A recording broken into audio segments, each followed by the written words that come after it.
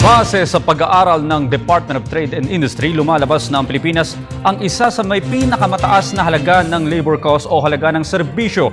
Sa kabila nito, tiniyak ni DTI Secretary Gregory Domingo na mauungusan pa rin ng Pilipinas ang ibang bansa sa Asia pagdating sa foreign investment. Balita mo kami, George Bandola.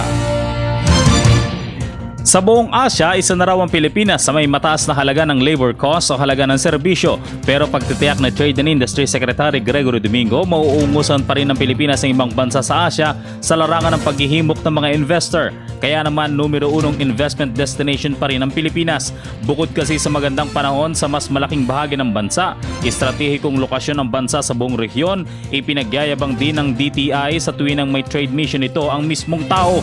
Di hamak kasi naman Pilipino nakakaintindi o kung hindi man ay nakakapagsalita ng wikang English. Bagay na mas gusto ng mga investors dahil hindi na kailangan magbayad ng interpreter ang mga ito. Ang China, mas mahal na raw ang labor cost mula noong 2010 kaya maraming foreign investors ang mas pumapabor ngayon sa Pilipinas. Pero aminado si Domingo na marami pang dapat isaayos para maging mas mabilis ang pagnenegosyo sa bansa.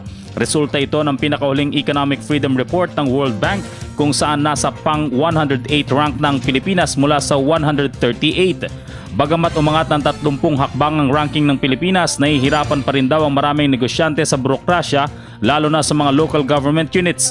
Sabi naman ni Sergio Ortiz Luis, champion ng National Competitiveness Council on Business Process Licensing, dahil maikli lamang ang pamamalagi ng mga local chief executives kaya mas sinisiguro din nilang makakolekta ng mga nararapat na buwis sa mga nais magtayo ng negosyo. Ayaw nila mag-invest doon sa mga, let's say, computerization, no? Hindi nila kaya mag-computer, ayaw nila mag-hire ng particular tao, ayaw nilang gawin yung flow of work because they can get by. Tsaka, yun naman yung mga lugar na wala namang masyadong negosyante. Simple lang yung mga ano. So hindi sila nag-aambisyon na magkaroon ng mga call centers, for instance. Siguro, iniisip, masama naman electric dito sa amin, tsaka wala naman kaming talents dito. Kaya dapat daw pursigido na ang NCC at DTI sa paghihimok sa mga LGU na makiisa sa automation at pagpapabilis ng pagnenegosyo para mas makaakit ng mga investors sa kanilang mga nasasakupan. Para sa Telebisyon ng Bayan, George Bandola.